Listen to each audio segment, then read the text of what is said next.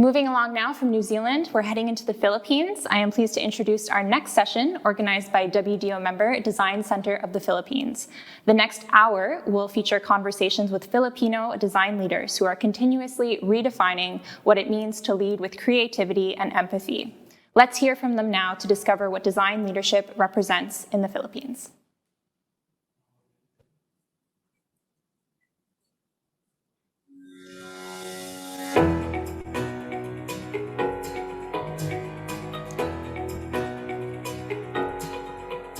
Good morning, everyone, and welcome to IDxConversations, Faces of Leadership, the Philippine Session of World Industrial Design Day, or WIDD. My name is Jody Aguilian, and I will be your host and moderator for today. Now, what we have in store for you is an intimate conversation between diverse, perhaps unconventional faces of Filipino design leaders who continuously redefine what it means to lead with creativity and empathy, shaping a better, more diverse, more inclusive future for all through design.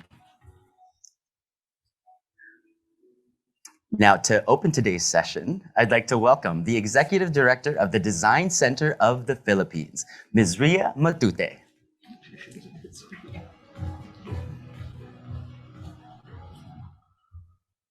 Good morning, everyone. Good morning to our distinguished panel, our design innovation stakeholders tuning in from whichever part of the world they are in. Welcome to Design Center of the Philippines commemoration of the World Industrial Design Day and our contribution to the World Design Organization's 24-hour discourse on leadership. Welcome to the IDxConversations, Faces of Leadership, Philippine Session. Our session today has been specially curated by the promotions team at the Design Center of the Philippines to not only talk about leadership, but to underline the ever so increasingly volatile, uncertain, complex, and ambiguous times we live in. And as designers and design innovation stakeholders, where we and our design skills are being asked to provide solutions for. Leadership becomes a very critical area and space to nurture and to celebrate. Therefore, IDxConversations, Faces of Leadership, draws inspiration from the ideals of industrial design as a discipline that places humans in the center of the design process through empathy in a pragmatic way. Likewise, we at Design Center would like to shine our light to the types of radical leadership or perhaps unconventional faces we currently have in the Philippine design ecosystem. We wanted to use this platform to show the faces of leadership that exist and is emerging from the Philippines against the often masculine and monolithic definition and imagery of leadership. We want to embrace a diversity of leadership models, but also to put emphasis on the most important tenet of leadership, which is in the service of the other or in the service of a bigger purpose. We hope that with this Philippine session and this 24-hour discourse on leadership will ripple into collective and individual actions.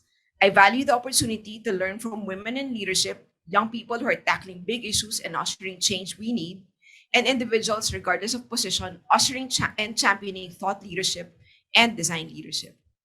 Before I turn over the floor to our distinguished panel, I would like to share a few words from Facebook's Sheryl Sandberg that I thought would be good to share with you all today as a reminder. And I quote, "I want every girl who's told she's bossy to be told instead that she has leadership skills." I hope you find inspiration from the sharing of our leaders today. Happy World Industrial Design Day, everyone. Yes, and thank you so much, Ms. Ria. Let's not forget today is a celebration of inspiration. Now, before we start, we'd just like to acknowledge our partners who made this event possible. World Design Organization, Philippine Trade Training Center. Now, we are streaming live worldwide via Hop-In and WIDD, as well as Facebook Live on the Design Center of the Philippines Facebook page. Feel free to post our story about the event, tag at dti.designcenterph, and use the hashtags IDxConversations, Let's Talk Leadership, WIDD, and World Industrial Design Day. Now, let's jump right in. I'd love to introduce our first speaker, all the way from our very own UNESCO Creative Cities for Design, all the way from Cebu, Ms. Debbie. Palao. Our first speaker has been designing furniture for nearly 30 years and is an important figure in the Cebuano furniture export industry. She co-founded the Holistic Coalition for the Willing, or Holy Cow, with designer Ina Gaston and serves as the creative director of the Kalibutan project.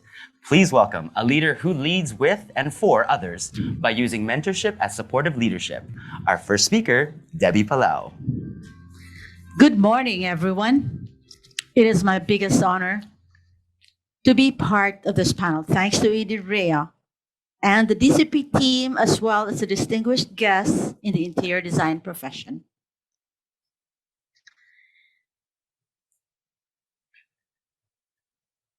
I'm Debbie, and I'm the founder of the Holistic Coalition, or Holy Cow for short. I'm a public accountant by training and a furniture designer by profession for the past 30 years and still going. Before starting Holy Cow, a little glitch. Before starting Holy Cow with my partners 5 years ago, I designed furniture pieces, lightings, and accessories which our company Design Ventures manufactured and exported all over the world. Those were the times where buyers ordered by collections and by containers. Holy Cow is a creative social enterprise, and we work with designers and manufacturers based in Cebu and Negros. We are committed to involving multi-industry, local partners, and players in our designs, which we push through 3 points of action: retail, responsible product making, and design intervention. I will talk about sustainability in 2 ways. First, in the physical and cultural choices we make as professionals, how this affects our output in multiple levels, and how it creates geometric lasting effects. I will be using examples from past and current projects, both mine and those I have witnessed or collaborated with. The Kalibutan project is a recently accomplished OTOP project in partnership with DTI and DCP that put sustainability as a crucial criteria for our design process. Second, I shall also talk about sustainability in the context of community and legacy, how we can teach others to make the same conscious and sustainable decisions, how we design mentorship to be a force multiplier to lift the tide that lifts all boats. This is the idea that design can be a vehicle for cultural resilience, therefore a tool for sustainability in all levels. When we talk about sustainability, it often puts the burden on the end user. This isn't holistic and nearly impossible to do if the product was not designed for it to begin with. As designers of products or space, we believe in design as a method to make our surroundings in Cebuano, our Kalibutan, better. As we begin designing a product, we must already be thinking about its obsolescence in response to concerns about pollution, global warming, clean seas and waterways, culture preservation, among others. Obviously, there are many ways to tackle this. As designers, we decided to establish a criteria and a checklist to begin with to aid ourselves in designing for sustainability. On the physical aspect, we prefer to use naturally occurring materials, responsibly sourced and documented materials, upcycled materials, materials from excess, or materials as byproducts. My favorite material is bamboo. Even after years of working with this material, it still keeps surprising me in new ways. It is technically sagbot, that's what we call it in Cebuano, or it's a weed or grass.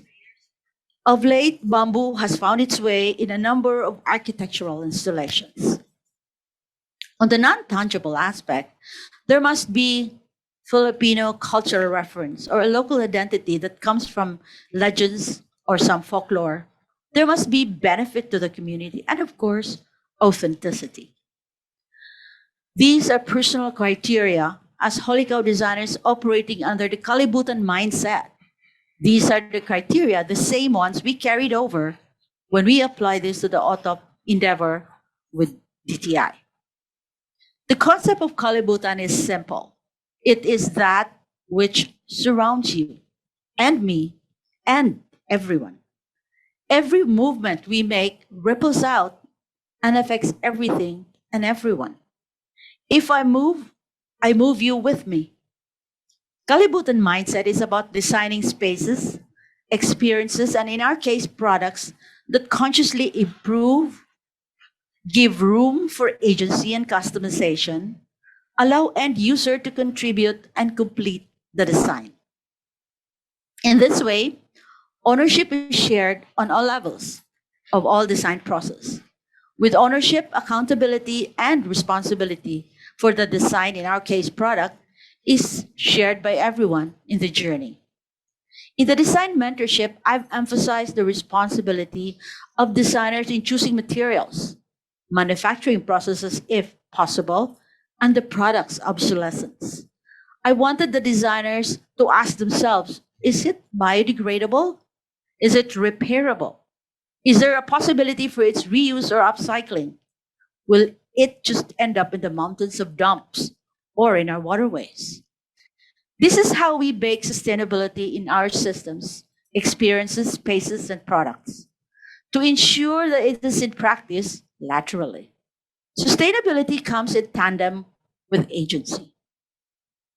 In the middle of a pandemic, in a situation that called for change, could we apply this mindset to the wide-reaching OTOP project? The One Town, One Product program of DTI, or the Department of Trade and Industry, is itself an intervention that encourages sustainability. Ideally, it leverages the product of a single community to a level that sustains it on a consistent basis. But restrictions brought about by the pandemic necessitated changes from the traditional. Then, since crossing town borders was restricted, we needed to source local designers within each province. Communications were done via Zoom meetings, twice a month for each province and once a month in the region. Not to mention the chat groups in Messenger or Viber for the design updates, comments, revisions, and photos during the prototypes while they were in progress. The Kalibutan project sought to be a proof of concept of this theory. The Kalibutan mindset itself, practiced in our company, the Holistic Coalition won the 2019 Good Design Filipino Award for Systems Design. The project team consisted of myself, co-chairing with Mark Duich of Happy Garaje for branding, and a cadre of designers based in the provinces themselves to work directly with the MSMEs. DTI representatives from each province would work as a team, our support system with assistance from our DCP partners in admin design. With the task of actualizing and applying our criteria to the designs, this lessened the need for risky travel. Our current project has a total of 38 MSMEs in 4 provinces. You can imagine how much coordinated orchestration our designers and inter-industry teams had on their hands at that time to research on local legends and folklores where concepts pivot from, to complete working drawings, revise prototypes, and create kits that should involve end users so they can partake of the creative process. Learnings, my own personal learnings from getting to know the provincial local designers, I realized that, how they depended on Tech Talk. I wanted them, and they need to have better social media sources for cultural appreciation. They needed to level up their aesthetic narratives. And I so wish that DTI provincial staff would include a DCP trained trainer, or DCP trained designer. What we've learned is that the potential for self-expanding product lines among MSMEs is stronger when the makers are onboarded with the project 100% and are included in the documentation and discussion of the impact of their products. Mentoring as a tool for sustainability becomes a reality. Mentoring included the MSMEs. Thanks to Christine of DCP, who concretized the need to create pandemic personas for whom each product is designed for, like the plantitas, the foodie, Mr. House Repairman, etc., all of whom evolved from the lockdown. The persona situates the designer into the space of who they are designing for. It informs how the product is ideated. This gave focus, this gave direction. This worked not just for the designers, but for the MSMs too. Some of them even identified with some of the personas themselves. From the collaborators' perspective, they are pushed to a new level with their craft and with the handling of the materials. Standards rise due to global competitiveness and access. Lifestyles change, and the personas emerge that indicate shared experiences. Thanks also to DCP's Chester, who came up with a design formula embodying all the components of the Kalibutan mindset, a 1, 2, 3 exercise which helped the designers to fulfill all requirements, from the cultural references all the way to the end user's creative participation. This completed design formula is then pitched to the design director for discussion and eventual approval for prototyping. For example, our kids at home then, during the pandemic, may need something to exercise their creativity with and literally create a space for themselves as a kind of fort. Or the Biyahe bicycle bags that are functional for an increasing number of cyclists and health buffs at that time. It facilitates the most important and signature criteria of emerging Filipino design philosophy, malasakit, or empathy. Good Filipino design, be it for space, systems, experience, or product, is a living thing and does not stop with a literal output. Our ship of stories utilizes various retazo or scrap cloth from our local handloom weavers. That means excess cloth can find new life, and material and effort is not wasted. It also means no two ships are exactly the same, giving it identity. One of our designers, Cesar Gaston, envisioned educational assembly kits, but based on the indigenous fauna, utilizing bamboo, processed to make child friendly little animals. The MSB partners were challenged to be especially meticulous and particular about their measurements because these were to be assembled. Mona Alcudia from our Cebu team observed how many people turned to bicycles in the pandemic for mobility and rising gas prices. Her Biyahe bicycle bags achieved a rustic yet sturdy and functional form. Her partners were basket weavers from the north of Cebu. Initially, they resisted the design because they have not done anything like it. Bike bags have to be designed with gravity in mind as they are latched on a moving vehicle. But it opened them to an entire possibility of new products that they could, on their own, explore. Each Biyahe bike bag also comes with colorations inspired by the sea, the mountains, and the city. These are the three places Cebu's bikers often frequent as they coast parallel to the shoreline, challenge uphill terrain, or navigate the urban jungle to work. Customizations so far include adding waterproof linings, temporary separators for small plant pots, or a softer lining for more fragile items. The model that we used for the Kalibutan project was meant to cascade ideations and allow for dialogue and agency. Ideally, after coming away from the project, MSMEs can now explore the possibilities of the new designs and utilize persona making in their process. Our designers, in turn, will have access to partners with material mastery. It shall have achieved the mission of diversifying and cross-pollinating across industries.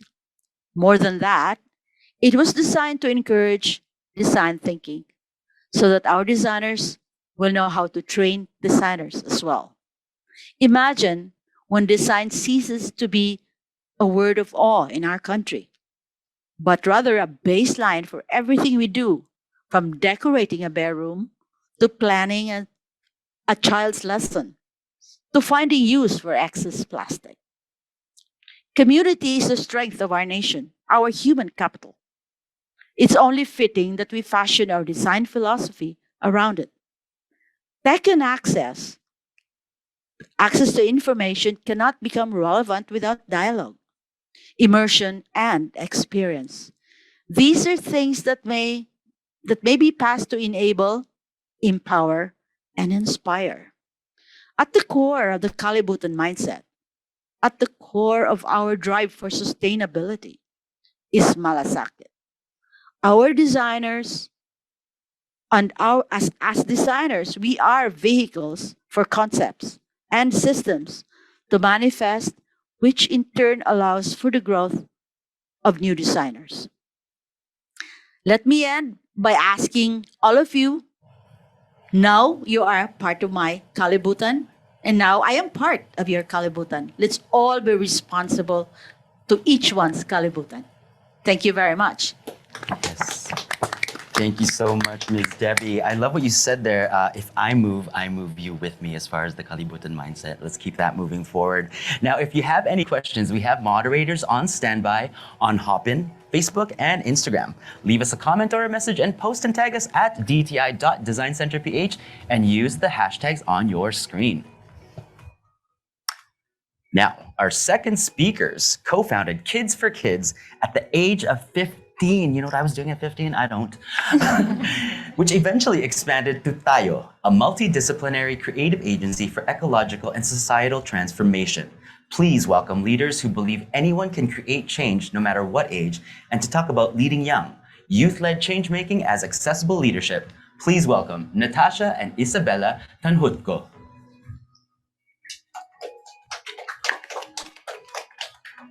Thank you so much for having us today. Yeah, thank you so much, everyone. My name again is Isabella, And I'm Tasha. and we're the co-founders of Tayo Change Agency and Design Studio. And so Tayo began as in experimentation because we really believe that as growing up, we understood how innately our indigenous people and our ancestors really understood that whatever came from the earth comes back into it as food or as poison. And so we really understand that looking back at our culture, it's innately circular. And instead of just imagining up all these different ideas of what truly is Filipino, our entire advocacy is grounded in not looking at what is Asianized, what is Westernized, but truly accepting the idea of this unique mixture. And so grounded in all our different advocacies and everything that we do truly is Filipino identity. And we are currently living in a triple planetary crisis. Our generation talks a lot about climate change, biodiversity loss, and pollution. And these are the things that we believe we can design ourselves out of through working with our society, economy, and of course, our people. We truly believe that there's one solution that can answer all of this, and that is our culture.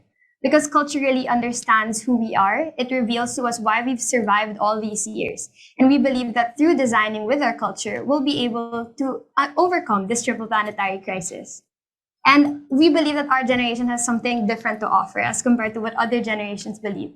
Our generation now understands the me to we. From individuals, we now understand how to work as a community. There's an analog revival. We really want to connect back to our past. We're dying to understand how we can better our future for other generations as well. And of course, because of that, we've become a belief-driven culture. We now want to ground everything in a deeper purpose into really seeing how we could dismantle forms of oppression through diversity and looking into our history. Because after all, again, culture is not just history, but it's our entire story. And with our entire advocacy, this is what we advocate for. A lot of people ask us, like, how did we even think about doing these things or come up with all these lessons that we've learned? And we like to thank actually our grandfather, who is the national artist for architecture in the Philippines. Growing up, he actually really instilled in us why we should be proud to be Filipino. So growing up, we just felt that these values came so naturally to us. and realized that, we have to love our country because it is the only one we have. And so in order to really hone our culture, we need to first learn how to love our home. And so that's exactly what we did in 2015. So I was 13 and Tasha was 15. And we just wanted to do something more than the regular designed outreaches that our school did. And so we gathered our friends and we decided to kind of reach out to certain communities, not so much as beneficiaries, but as their friends. We wanted to learn their names, their stories, how we can better help them with the talent that we have and how that can benefit another kid. And so we then realized that we have this entire network and support system, and we ended up believing in each other when no one else did. We kind of found this kind of design where we kind of close these social disparities at a young age through creativity and how our talents can benefit other people. And so with that, we then realized how we can redesign the education system, how we can kind of easily, creatively digest information that was hard for the youth to understand. So in 2018, we then began this art festival called Kamalayan, which means awareness in Filipino. And we basically just got a bunch of our friends and we did a lot of artworks that spread awareness about Indigenous people. And even with that, we then realized that there was this big gap between the experts in the environmental field and the youth who wanted to know more. But these things weren't being taught in our educational curriculums. And so we also started a movement called Habilin, which means to give someone something for safekeeping in Filipino. And it was this entire educational conferences where we would close the gap between experts in the field who would talk to youth, and it was very interactive. And so that's when we decided we have to embrace the larger reality, not just the climate of the weather, but the political climate, the social climate of everything, where the youth needs to get involved already at this time. And so that's when we started meeting different people. We actually wanted to kind of meet the kids. We wanted to meet the organizations working on the field. We wanted to meet the experts in order to kind of gather and summarize all these different perspectives to show the youth to kind of be able to form this holistic mindset that allows someone to think global but act local. And lastly, that's where children's rights comes in. It's because we really believe that everything we're doing is for the future generation, and that we wanted to be the people we needed when we were younger. And so even as we grow up and we continue our legacy, we realize again, everything connects back to the children and all the kids that we've been working with for the past few years. And because of this, realizing that we needed to close this gap, we co-founded Tayo in 2018. So Tayo, we call ourselves a multidisciplinary change agency and design studio where we work directly with organizations, corporations, and companies to be able to bridge the gap between young people and the changes we want to make. Because when we realized that the youth was capable of actually making a difference, we wanted to kind of pass on this redesign of how to make change with bigger brands and companies. And so that's what we started doing. Because our vision is really just connecting back the economy, society, and environment for a greater change. And we believe that through creativity and through collaboration, this is all possible. Because we, again, can design ourselves out of this crisis. And it is possible by listening to the next generation. And so our paradigm when we work, it's this culture that we create by bridging the gap between creativity, community, and of course our environment, and understanding how we can really entertain with the earth in mind. And that's why our design philosophy at Tayo is actually inspired by the core culture of the Filipino. It's understanding how we're highly relative, because again, Filipinos don't just ask for your name, they'll ask for your entire story. And we're also highly expressive because again, Filipinos love to eat, sing, and dance, and we love fiestas. And this is why everything that we do always comes with fun in mind. And lastly, highly participatory, because everyone in the Philippines has to be a part of something. We like thinking local, but acting global. We really like understanding how we can understand who our communities are and who we're working with and how to take that onto the global stage. And so a lot of the things that we talk about are executed in even the products that we create. So this is actually kind of living proof, quote unquote, on how we kind of create change through creativity and with our people and planet in mind. So in 2019, we started this small enterprise called Yotaso, which means, random to scrap in Filipino. And basically, we decided to just collect all the plastics that were coming in pre-pandemic and post-pandemic and kind of integrate the culture of upcycling in the Philippines and turn it into bags. So this bag actually upcycles 32 pieces of plastic and 1.2 yards of textile waste per bag. And what we really love doing is we love collaborating with the communities themselves. So they help us design it. They help us, we really collaborate with them and work together with them, because you also want to show them that there is a future in green design, and that it's not just something that is for, the people who can do it, but it's for everyone in our country, because we do have that creative culture that can really innovate material. And so the idea, I guess, that we always like to talk about is that we aren't talking about individuals as consumers. When we talk about creating products, design, and when we're working with individuals, we don't see people as people that consume, but people that collaborate. Because in the end, we really are working with and for our communities. And this whole idea, again, as a previous speaker mentioned, is all about circularity and working together as one community. Because truly, again, our solutions are found in our culture. It's this idea really of connecting back to who we are, and that's what we attempt to do with Tayo through design and through creativity. So you may follow us in all our different ways that we kind of innovate design, whether it be through business or organizations or products. So feel free. So thank you for having us again. Thank you so much. Yes, I love that point that culture is the answer. And I think Tayo is the future, no? Thank you once again. Now, our last speakers are our very own from the Design Innovation Division are a chemical engineer and an industrial designer who work with manufacturers and farmers to develop indigenous raw materials for products and packaging. Here to talk about leading together, teamwork as shared leadership, please welcome Rolyn, Lomocso, and Clark Mendoza. Thank you very much. Happy World Industrial Design Day. So, basically, we want to share with you the Piñapel's journey. Piñapel is an initiative of the Design Center of the Philippines, an attached agency of the Department of Trade and Industry committed to strengthening the Philippines' design ecosystem. Sharing the Piñapel value chain to showcase the Piñapel's journey. Piñapel is a locally sourced, processed, and manufactured specialty paper from discarded pineapple leaves. It is reinforced and print viable for secondary packaging applications. Piñapel is coined from the term piña, which means pineapple, and pel from the word papel, which means paper in Filipino, making piñapel a pineapple paper. Piñapel's journey began in November 2016 when Nature's Fresh requested the Design Center of the Philippines to check viability of discarded pineapple leaves.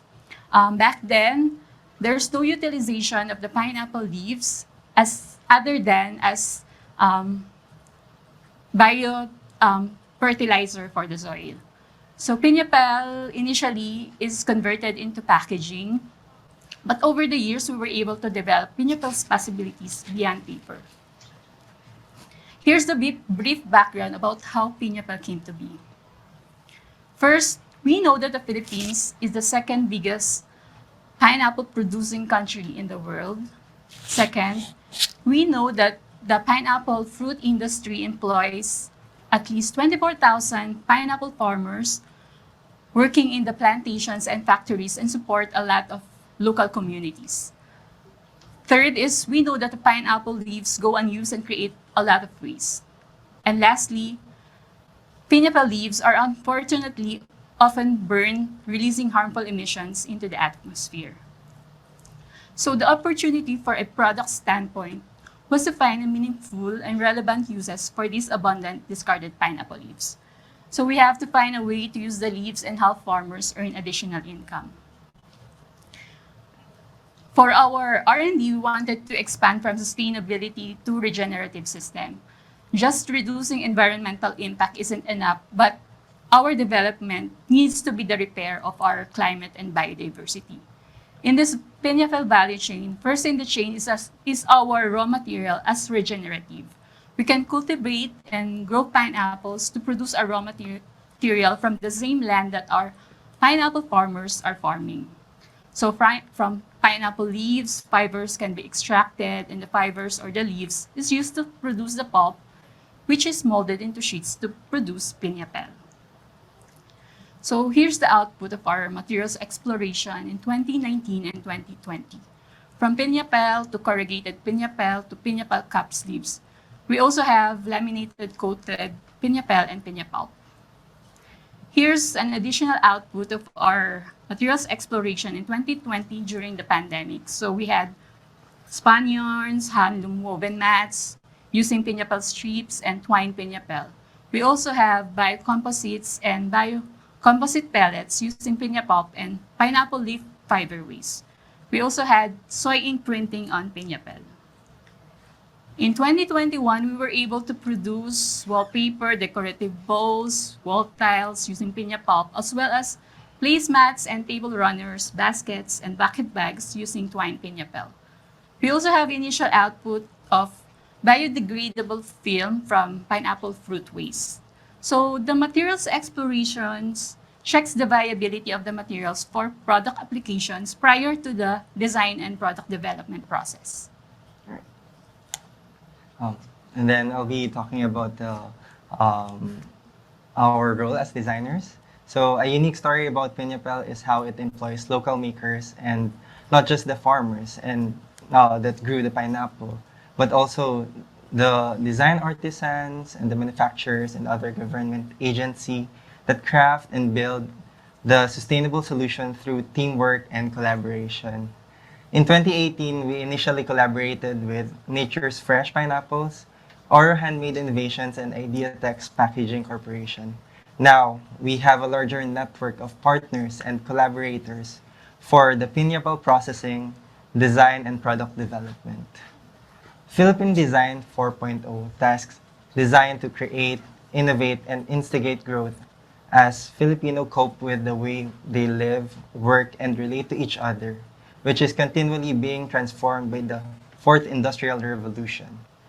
The four pillars of Philippine Design 4.0 are craft excellence, sustainability or circularity, malasakit, or the authentic Filipino design perspective on developing impact-driven solutions that addresses the problems of today and tomorrow, and humanics, which is maximizing human skills that is not easily computerizable, or the human-machine partnership, or computational sense-making.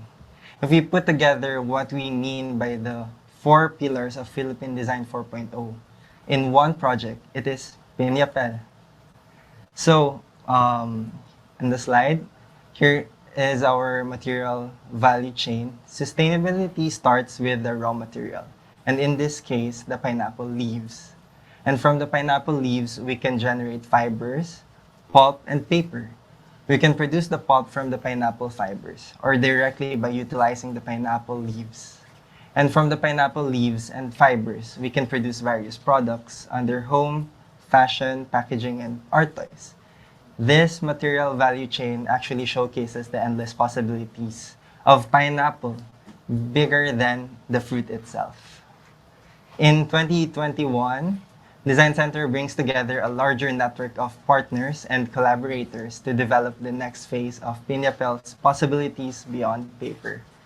In previous years, in 2019, Piñapel bags the wood pencil at the internationally recognized DNAD Impact Future Awards for efforts in environment and sustainability. In 2020, the DNAD Award begins the year-long mentorship and training to further develop Piñapel's potential and brand to scale. Together with Piñapel's lead designer, Teen Nazareth, was mentored by Kwame Taylor Hayford, the former DNAD Impact Jury President for Piñapel's brand development.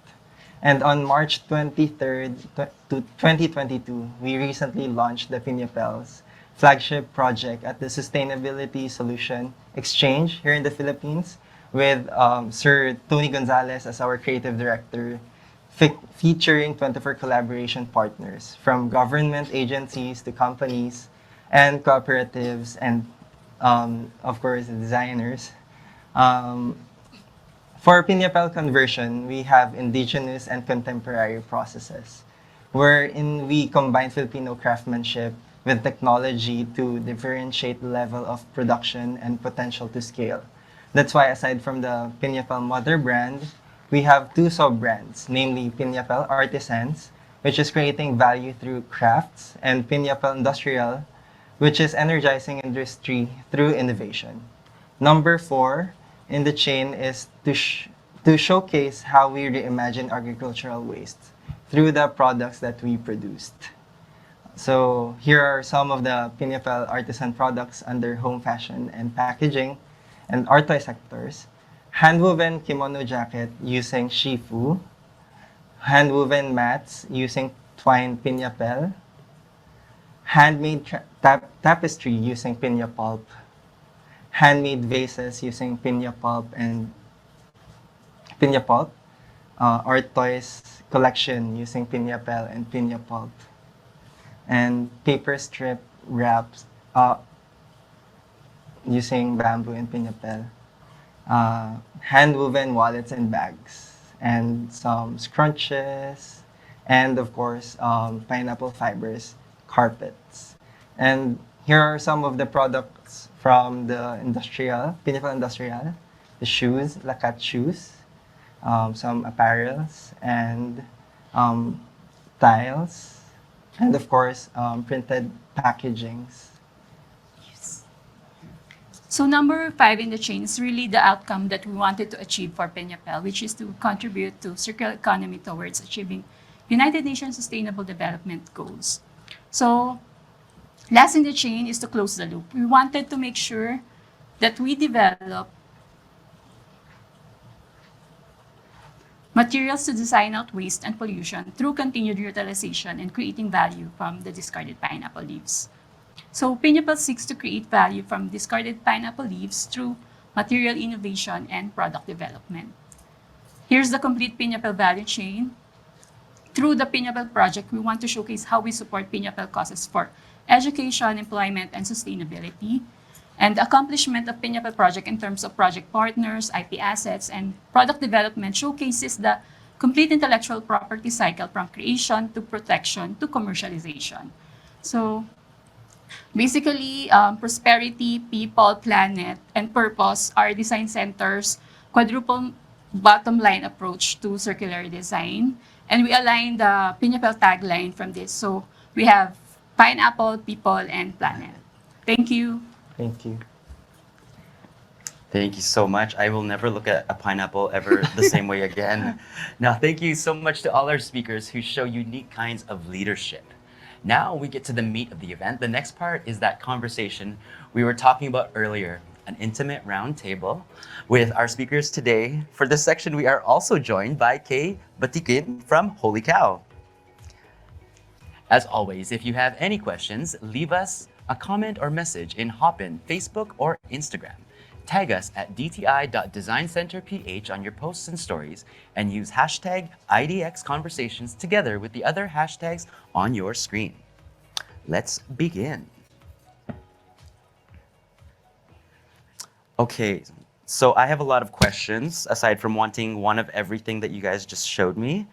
I guess we're talking about leadership here, and we're also talking about the non-conventional ways that you all have led and showcased leadership within your organizations.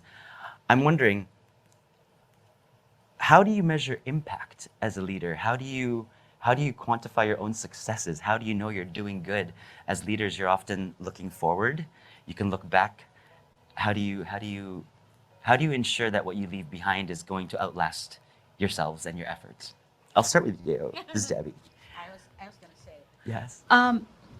That's kind of difficult because it's not within our control. But actually, I like to think that the designers we have mentored will become mentors themselves. Right. They have shown that, not all, but a lot of them have shown the fact that they have internalized the kalibutan mindset. Yes. And for that, I think that's good. It begins with that.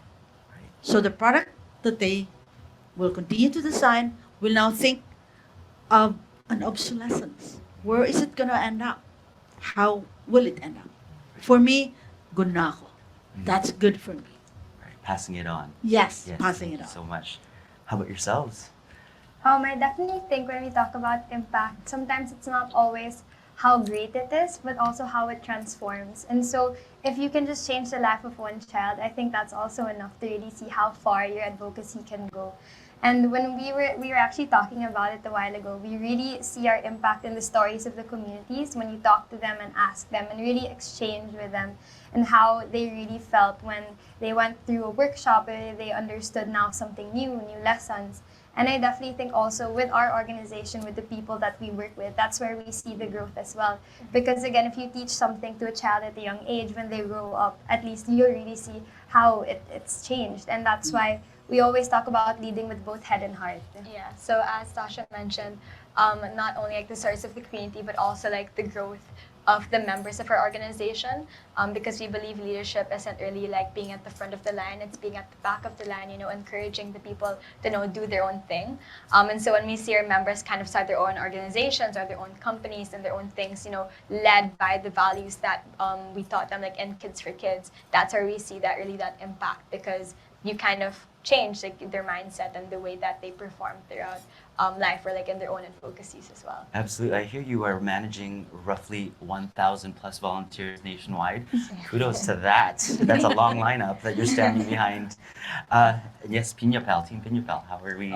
I think as a technical agency under Department of Trade, it's about the economy. But for me as a designer, I see it more on the impact that we can provide to each and every lives, from the farmers to also the designers like us, and like the researchers as well, and everyone else that are connected through this process, making up Piñapel.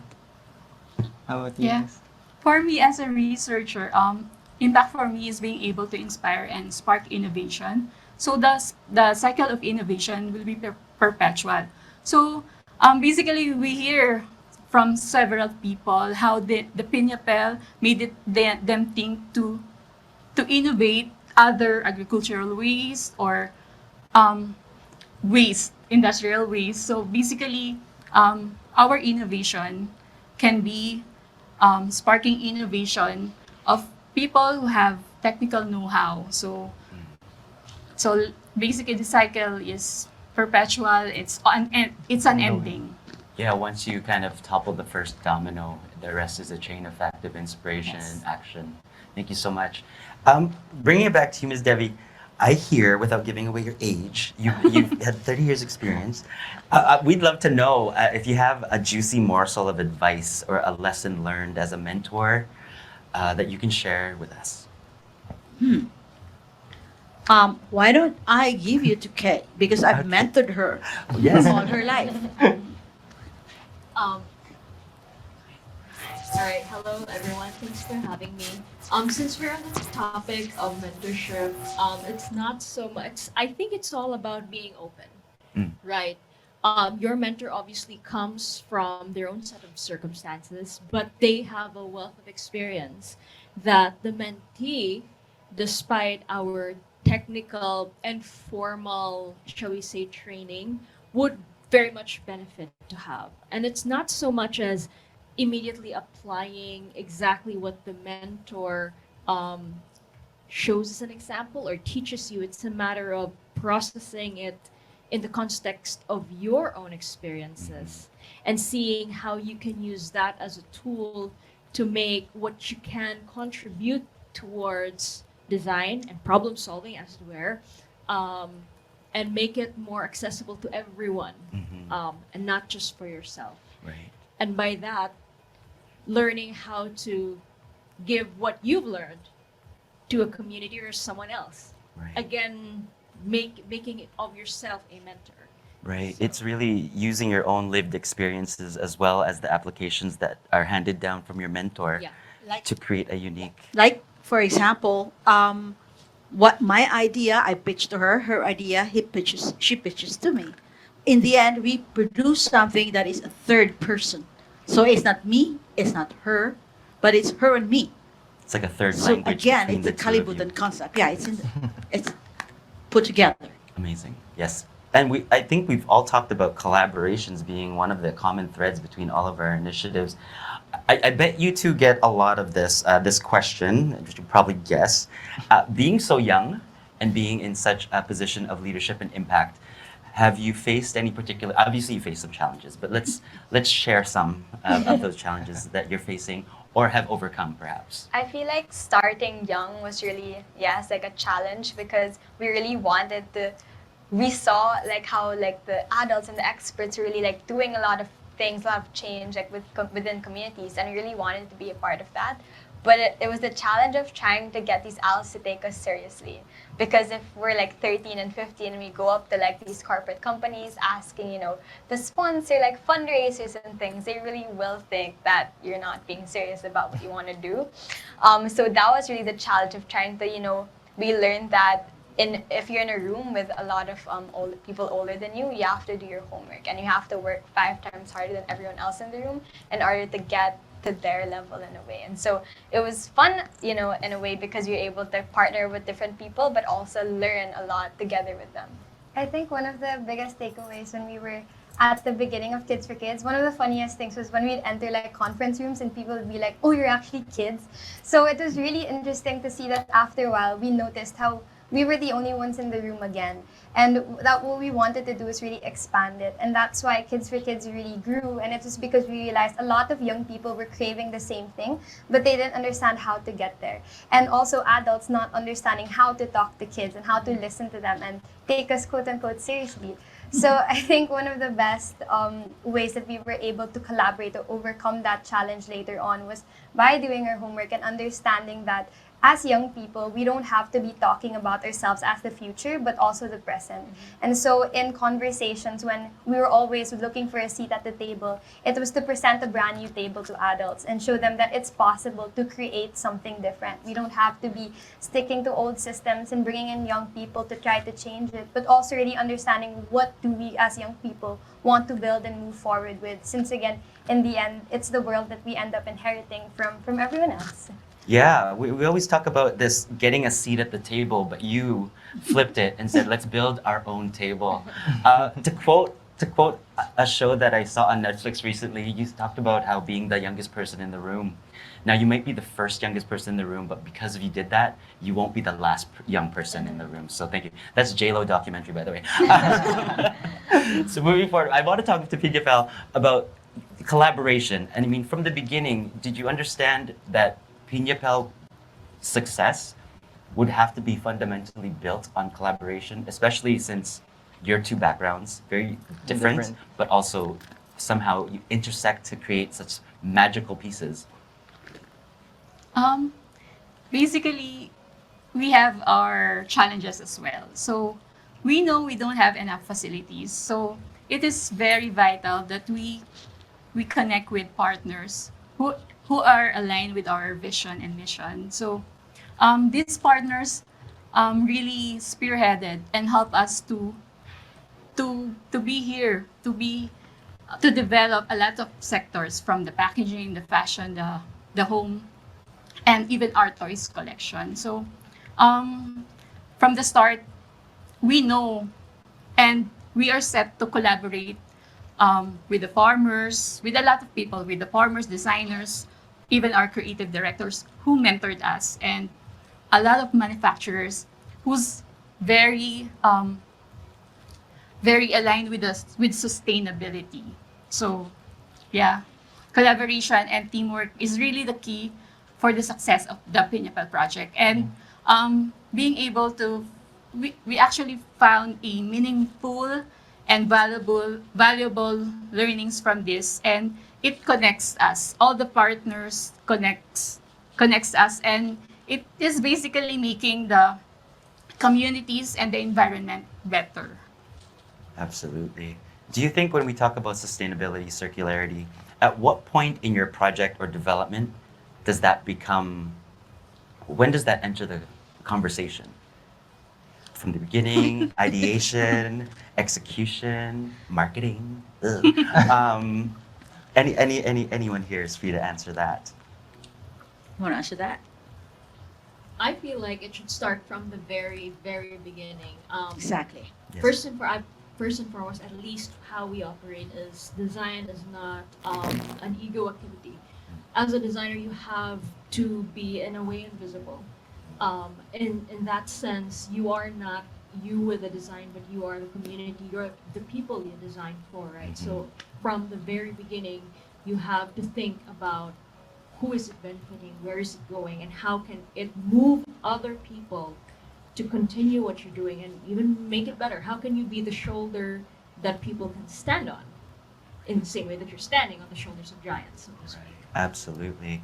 And speaking of shoulders and standing on things, I see a shoe hiding here. Let's play shoe and tell. Just let's mix it up a little. Yeah. Clark, do you want to take us through this? You want to walk us through Oh. this? By the way, all of these, the materials here has pineapple inside. So with the fabric, it has pineapple plus cotton, and so was the Sole. bottom part of the Sole. shoe. Yeah, it's local rubber with mix of the discarded, like Waste. the waste materials of the fibers. So everything here is with pineapple Except for the rivets. Except for the grommets there. Sorry, we cannot How about the shoelaces? have it with pineapple. Of course, it's the same Amazing. with the fabric, of the shoe. And you said the composition was 30-70 ratio Yeah. as far as pineapple to cotton. Mm-hmm. Fantastic. It's a way to stretch the, I guess, the value of the cotton, the Start. pineapple as well. Yeah, that's the start of it. And then I see like a mat, a yoga mat. Is that a yoga mat? A cup? Oh no, this is a woven pineapple twine, like paper. Yeah, the pineapple itself, Piña bell. but it's hand loomed. Yeah, as you can see there. And these items are available on the market. I feel like we're on the shopping channel now. Sorry. Where can we Yes. buy these? Pamain nga. Yes, actually we partnered with manufacturers who sells local and internationally. So they do commercialize these products and the products that Clark have shown earlier. So Okay. yeah. Fantastic. Now I also see some handbags. hiding. Fantastic, colorful, black and white. I just noticed now as you were presenting that the insides are plastic as well. The Yeah. whole thing is upcycled, yes? Yeah, so basically, the interiors of the bag is 32 pieces of plastic, as in we just like collect from our community. So they just give us plastic bags, so, you know, those plastic parcels from like Lazada or Shopee. And what we do is we fuse them together to create the interior of the bag. And the exterior is textile waste. So we partner with local brands and companies who just donate all their scrap fabric to us. And we just design them like that. And so in terms of circularity, we really make sure that from the beginning itself, like we get the waste, we innovate it together with their community, and then in the end, when people don't want to use their bags anymore, they can return it to us, and then the loop starts again. And I think the idea also is the design of the bags itself. Like the advocacy we came up with was really talking about our protected areas in our environment. And so these are inspired by Peña Blanca. So, and also it's endemic species, because we really want to show that within the product itself, it can tell its own stories. So even our first one was about Tubataha Reef. So what we really try to do is that there are ways that young people can listen as long as they also look pretty. And so Yeah. that's what we really try to do with your tasso. Amazing. I can't help but, since we're on a green screen set and you talked about being invisible, the people, the team, the communities that are all part and integrated within the things you do, super inspiring. I think we have no, we don't. We don't have a question, but I have many that we'll save for after the show when we're all chatting out there. Now, so I'd just like to thank everyone again for being here and gracing us with your inspiring stories, and for such an enriching discussion, and for showing how leadership can look and feel different. I think there was a lot of like feeling where it's not you talked about things that you're doing and the emotion and the passion behind your initiatives as well, and how it looks different and maybe even better from what we were taught before. And at this point, we'd like to invite everybody to fill out our feedback form, which you can access through the QR code on your screen through bit.ly/IDxForm 2022. We'll be able to give attendance certificates to those who complete it.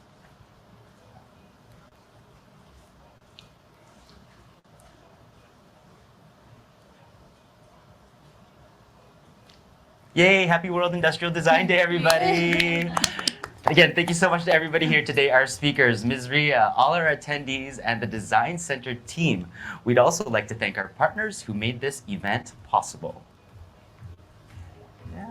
World Design Organization,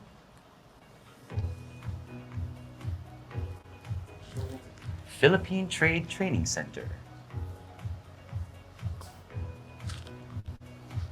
Now taking a nod from the if I move you with me, this is our cue to take a photo. So let's all just squeeze in and smile for our picture.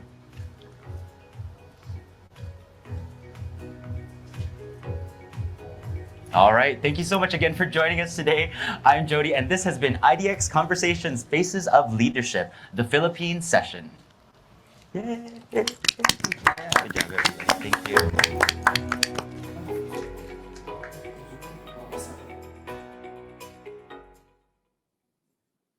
Thank you so much to all of our speakers who joined us from the Philippines to share their stories. And a big thank you to WDO Member Design Center of the Philippines for organizing that really engaging session for the past hour.